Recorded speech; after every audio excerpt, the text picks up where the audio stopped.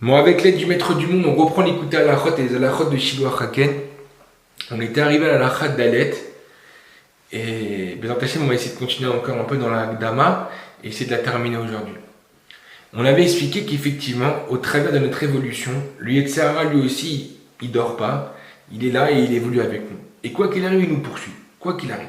Et qu'on avait expliqué qu'effectivement, que c'est pas quelque chose de négatif, c'est quelque chose de positif. Si tu comprends pas que l'évolution de ton Yetzer Hara, il prouve ton évolution, et qu'au contraire, à la limite, c'est ça qu'il faut rechercher, alors tu n'arriveras pas à évoluer. Parce que tu évolueras dans le mauvais kivun, dans la mauvaise façon de penser.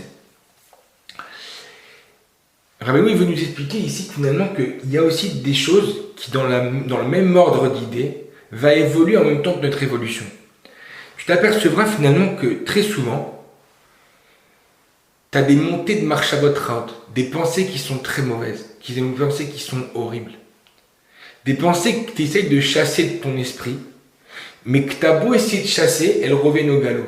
Et au contraire, plus tu vas te renforcer à les virer, plus elles vont s'exciter et plus elles vont essayer de te faire tomber. Et des fois, des pensées que tu as envie de te cogner la tête contre le mur.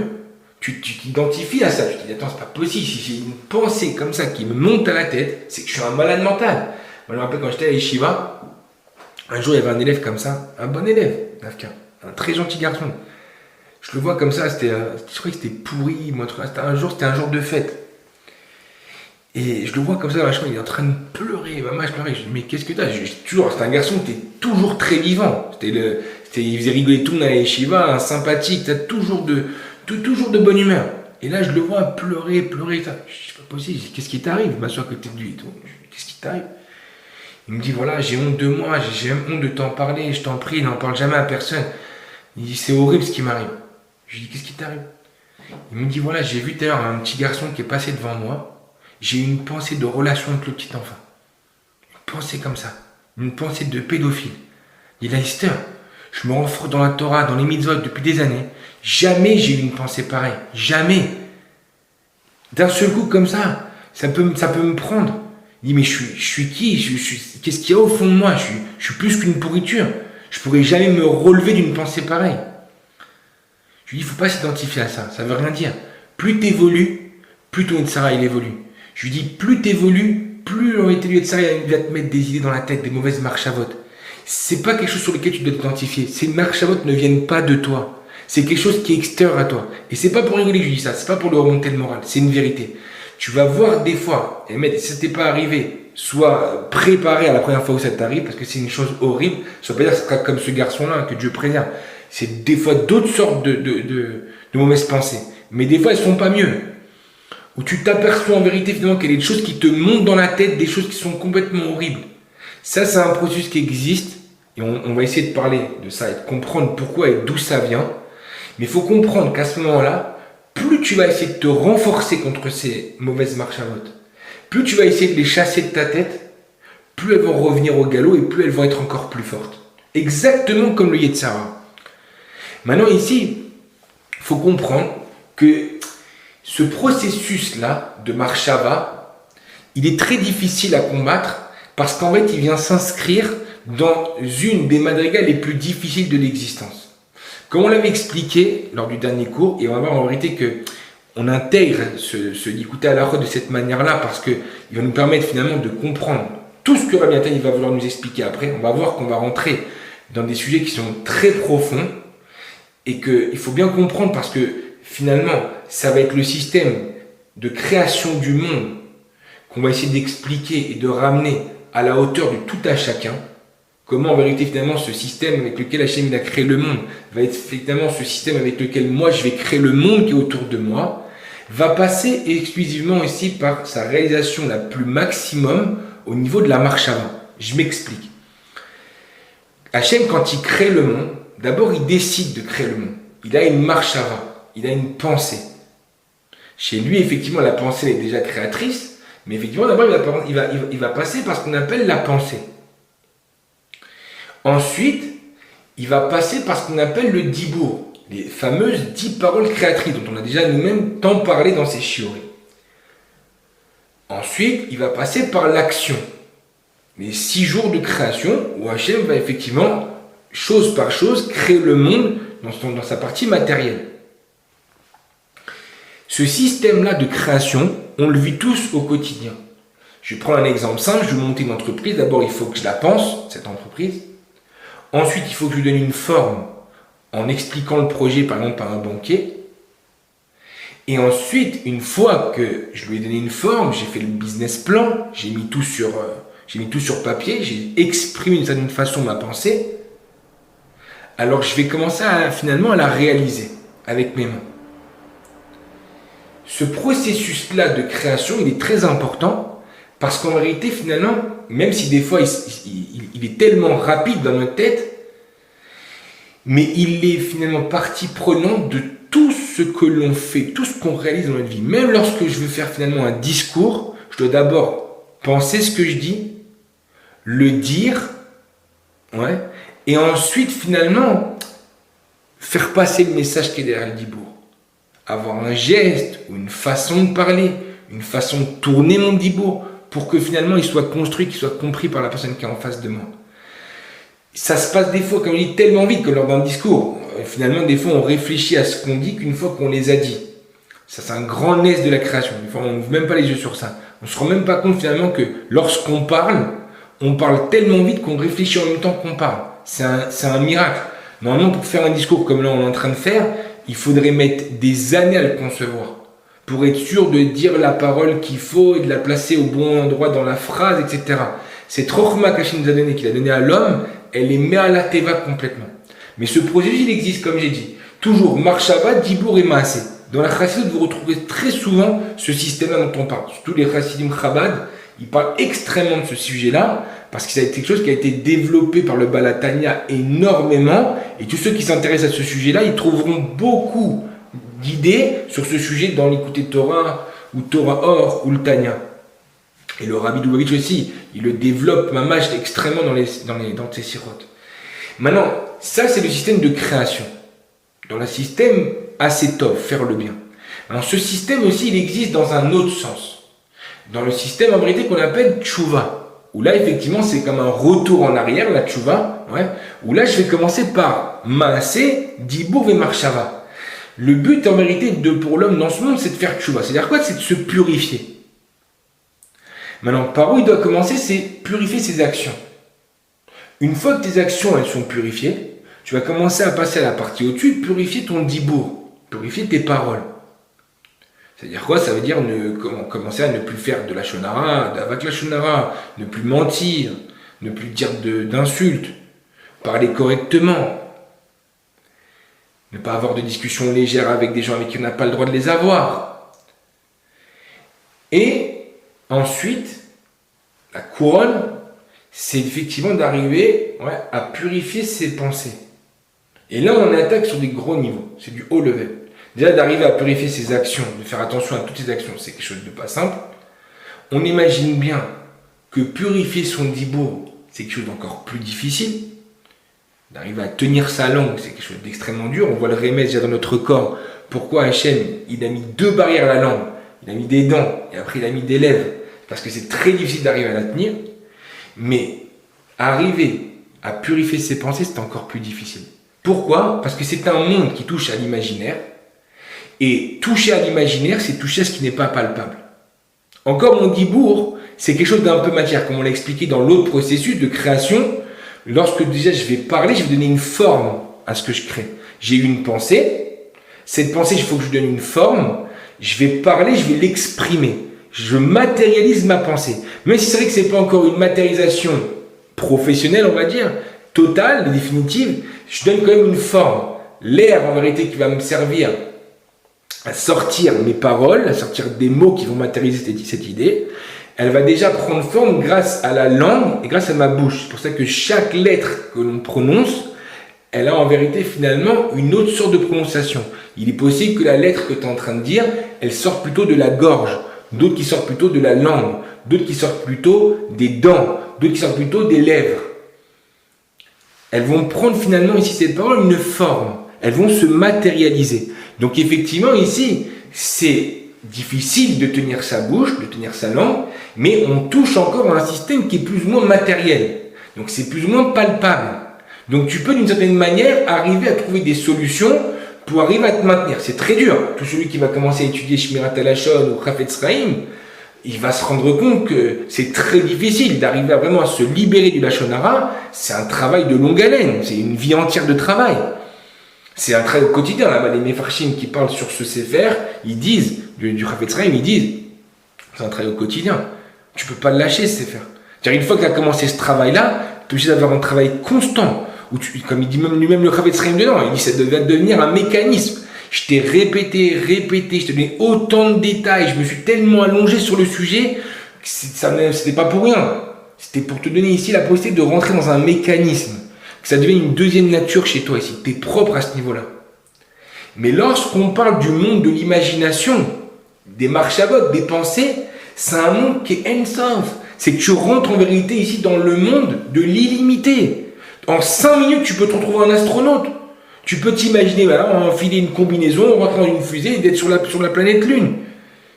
Tu peux tout imaginer dans le monde de l'imaginaire. Pourquoi aujourd'hui la drogue, ça marche tellement?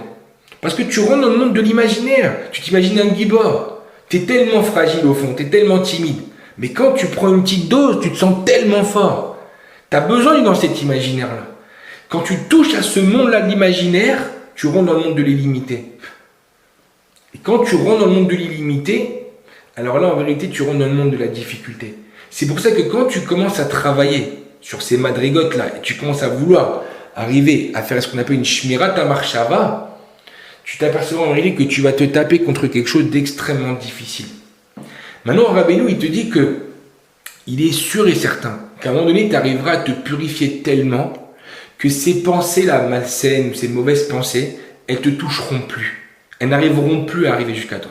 Pourquoi ? Parce que, effectivement, tu arriveras à un tel niveau de purification que à peine t'approcheras, elle brûlera sur place, cette mauvaise pensée. Tu seras saint, kadosh, tu seras sanctifié, tu seras pur. Ça ne pourra plus te toucher. Le problème, c'est qu'en vérité, que pour arriver à ce niveau de purification, il faut énormément de travail. Et même ici, les grandes sadikim, comme on l'avait dit au dernier cours, qui ne sont toujours pas débarrassés de leur Yetzer Hara, ne sont toujours pas arrivés à des niveaux de purification aussi intenses. On va travailler, Bezrat Hashem, on va monter des échelons, on va à un certain moment donné arriver à des moments de purification qui sont énormes, mais d'arriver à une purification totale, c'est un acharnement dans le travail. C'est des dizaines d'années de travail. Donc il faut bien comprendre qu'on va être attaqué par ces marchavot. Maintenant, tant que tu es attaqué par ces marchavot, tu peux tomber dans une erreur. C'est de croire finalement que de les combattre avec feu, c'est ce qui va réussir à les vaincre. Jusqu'à maintenant, et c'est ça qui va créer finalement aussi la petite différence avec le cours d'avant, c'est que autant contre le Yetzer Hara, lorsqu'on parle d'un Yetzer Hara qui attaque au niveau des actions ou au niveau du dibour, tu vas devoir te battre avec le feu là-bas. Comme on l'a dit, mitrazek kol yom. Et plus tu te battras contre lui, plus il se renforcera. Et plus tu te battras, plus toi t'évolueras. Là, on rentre dans un combat qu'il vaut mieux pas que tu fasses. Chelou, hein? Mais c'est un combat qu'il vaut mieux éviter. Là, tu te bats contre plus fort que toi. Parce que c'est tellement immatériel, c'est tellement impalpable que tu ne vas pas réussir à trouver les forces au fond de toi pour arriver à vaincre ces marchavot. Et même si effectivement ici, tu vas voir qu'à un certain moment donné, où tu vas tellement travailler, tu vas tellement te battre, tu vas tellement essayer, que tu vas remporter certaines victoires, quand elles vont revenir vers toi plus fortes, tu vas te prendre une tarte que tu vas pas te relever. Donc en vérité ici, tant que tu n'es pas arrivé à ce niveau de purification, tu dois arriver en vérité à contourner ce problème-là. C'est pas grave. On n'a pas une idée à se battre contre un ennemi qu'on n'arrivera pas à battre. Il n'y a pas une idée d'aller passer dans une rue où il y a des femmes qui sont mal habillées et dire que j'ai fait Shmirat Naim. Même si tu as fait Shmirat Naim là-bas, Ravarouche il dit, tu prendras une tarte. Tu auras des comptes à rendre sur ça. Pourquoi? Parce que même si tu avais le niveau, tu n'as pas une mitzvah d'aller passer par là-bas. Si tu tombes là-bas, malheureusement, tu ne savais pas, tu ne connaissais pas la vie, tu es passé par là-bas et waouh, là, Shmirat Naim. Et là, quand tu passes par cette rue-là et que tu as baissé la tête, c'est comme si tu avais fini une Masechet. C'est à le même niveau que si tu avais fini Masechet Brachot, Namash, tu fais Sioum. En passant de la rue, tu fais ton Sioum. Mais si toi tu connais, tu traînes dans cette rue là-bas, c'est Hachem Ishmor, tu n'as aucune mitzvah d'aller là-bas, aucune mitzvah. Maintenant tu tombes là-bas, tu es obligé d'y aller, c'est une chose. Mais si toi tu dois y aller, tu n'as pas une mitzvah. Ici, tu n'as pas une d'aller te battre contre les marches à votre route. Ça ne veut pas dire qu'il faut les accepter, il faut les chasser. Mais ce n'est pas en les combattant de pleine face que tu vas arriver à les chasser. Comment tu arrives à les chasser? En n'y pensant pas. Fais comme si elles n'existaient pas. Tu vois, je t'en fiche. Elles sont là, tu t'en fiches. Et tu penses autre chose. Pourquoi? Parce qu'une pensée chasse une pensée. Si tu penses à ton daf de Gemara, si tu penses au dîner que tu vas manger ce soir à Filou, alors tu ne peux pas être en train de penser à autre chose en même temps. La pensée, c'est tellement élevé que ça te remplit. Donc en vérité, finalement, tu as une pensée qui est malsaine, ou tu as une mauvaise pensée, et bien tu la remplaces cette pensée. Et tu ne te prends pas la tête avec la pensée que tu as là-bas. Parce que tant que tu te battrais, dire je ne veux pas ressentir ça, je ne veux pas penser ça, elle reviendra. Et elle reviendra de plus en plus fort. Et même si tu arrives à te concentrer assez pour la chasser, tu ne fais que lui donner des forces comme au Yetzirara. Seulement le Yetzirara, comme on l'a dit dans les autres trucs, tu vas pouvoir le combattre. Là, tu ne vas pas pouvoir le battre. Tu n'y arriveras pas. Il faut que tu sois pur, il faut que tu arrives au niveau de l'Akdoucha. Mais au niveau de l'Akdoucha, il faut du travail, papa. Il faut énormément de travail sur soi-même. Il faut du mikvé, il faut du netilat yadayim, il faut de la tfiline, il faut du travail, il faut énormément de travail, Il faut être protégé, il faut une sirah d'Ishmaïa énorme pour arriver à ça. C'est pour ça que sur ça, combat pas. Vas-y, cool. C'est-à-dire quoi? Non, ça m'intéresse pas cette pensée, je pense à autre chose. Et te prends pas la tête, t'incrimine pas. Parce que, Béhémet, je l'ai entendu beaucoup de rabbinim, d'énormément de rabbinim, ça ne t'identifie pas à ces pensées parce qu'elles ne viennent pas de toi. Toi, quand on parle de profondeur dans l'être, on parle de ta neshama. Et quand on parle de ta neshama, on parle de chelek Elokai Mima'al. On parle d'un chelek de ton corps, de ton existence, qui est extrêmement élevé. Quelque chose qui ne peut pas s'impurifier. Donc finalement, en vérité, si elle est attaquée par des mauvaises marches à vote ou par des systèmes comme cela, c'est qu'en vérité, c'est quelque chose qui vient de l'extérieur d'elle. Et comme elle vient à l'extérieur d'elle, c'est pas quelque chose sur lequel que toi tu peux t'identifier. Elles ne viennent pas de toi. Maintenant, effectivement, c'est quelque chose qu'il faut, on ne peut pas vivre avec. C'est quelque chose qu'il faut finalement arriver à chasser. Tu ne peux pas passer de ta vie avec des pensées comme celle-là, c'est l'horreur. Ouais. Et en plus ça, comme on l'a expliqué, ce système, il va en montant et en descendant. Tchouva et construction. C'est-à-dire qu'effectivement, à un moment donné, tu comprends que ce système de tchouva, de purification, de l'acte, du dibour, de la marshava, il va te permettre en fait finalement après de pouvoir toi aussi créer ton propre monde. C'est-à-dire que quand toi tu veux créer quelque chose, il faut que tu passes par ce système de pensée, de dibour et d'acte, et de maasé. Tout doit passer par là. Ce qui veut dire que si toi maintenant, tu es sale au niveau de ton dibour, même si ta pensée elle n'est pas si mauvaise que ça, quand elle va commencer à se matérialiser ton idée, elle va se matérialiser d'une manière sale. Et donc finalement, va sortir un acte qui est plus ou moins sale. Si maintenant, la période dans laquelle tu essaies de construire quelque chose, tu essaies de te marier, d'avoir des enfants, tu essaies de faire une société, tu essaies de mettre en place un groupe d'études par exemple où tu vas donner un chiour, mais que ta pensée elle est encore sale,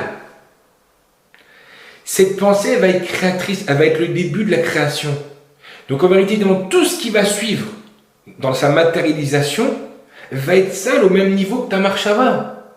Donc c'est-à-dire qu'en vérité que tu es obligé d'arriver à chasser ces pensées. Tu es obligé petit à petit de monter graduellement vers ces systèmes de purification, de purifier tes actions, de purifier ton dibour et de purifier ta marshava. Parce que tout ce que tu entreprendras après, ça va se faire dans le kivun du mal. Ou en tout cas du sale. Parce qu'elle va suivre la saleté que toi tu as déjà à l'intérieur de toi. Elle va être la matérialisation de ce qui est au fond de toi. Donc, comme on l'a dit, au niveau de la marshava, c'est pas ce qui est au fond de toi. C'est le extérieur à toi. Alors, c'est pas si grave si pour l'instant, en réalité, il y en a encore qui montent à ta tête. Parce que c'est extérieur à toi. Seulement, si le problème, c'est que tu t'identifies à ça, ou alors en vérité, finalement, elles sont constamment à l'intérieur de toi, alors elles auront une empreinte sur l'action qui va sortir de ça.